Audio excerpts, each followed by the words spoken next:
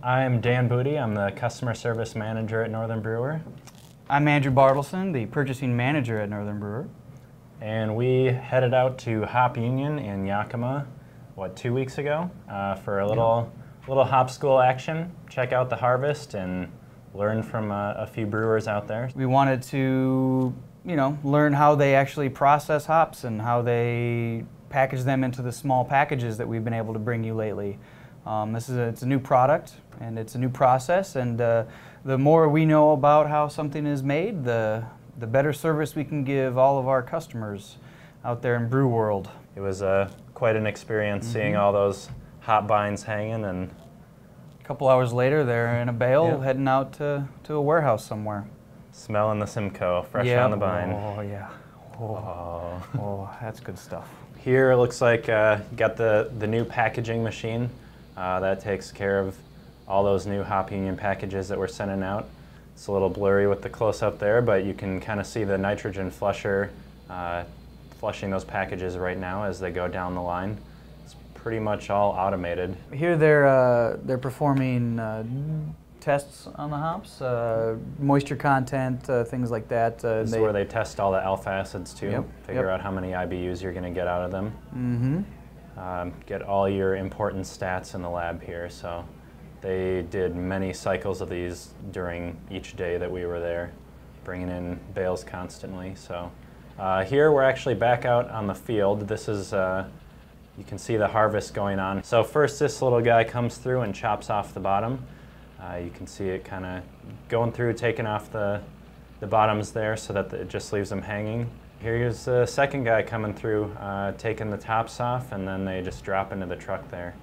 And then they have to stop and fill that truck up several times for each row. When it's full, they take the load back to the sorting facility where they sort everything to kind of get it started on their production line, which is what this shot is right here. All the binds are being hung on hooks, and then they slide across where they await stripping and sorting. So here they're all crashing together, waiting to go through the mill. I was impressed with the basic engineering involved to actually separate the cones from all the other plant material.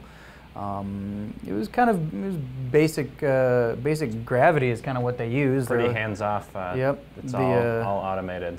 And then you also have fans blowing across here that obviously leaves will blow off much more easily, so the cones fall back down and the leaves get sorted out. So this is pretty much the final stage of sorting. It's mostly cones here, but it's still catching a few leaves. All the cones will roll down those eventually, and all the leaves will roll up and over. So there's some more sorting going on. As you can see, the cones are bouncing their way down, the leaves are being carried up. And this is pretty much just cones on their way to the oast, or the big kiln, where they all get dried out. And now we're actually at the kiln.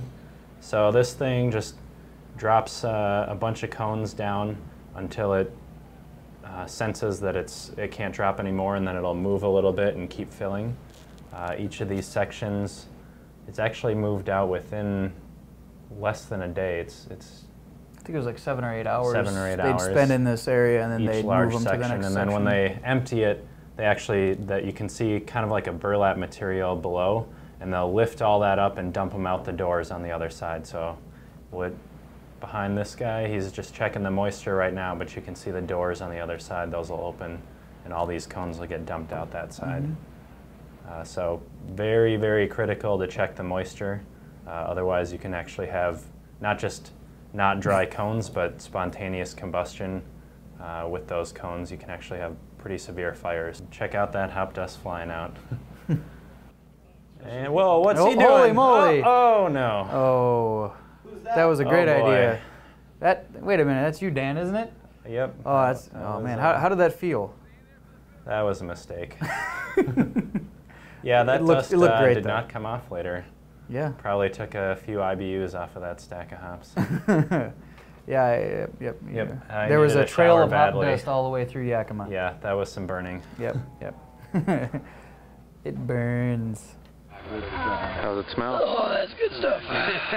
After they're stored in the freezer and ready for processing, those that are going to be turned into pellets are sent over to the pelletizer, which is the largest piece of equipment that we saw at Hop Union.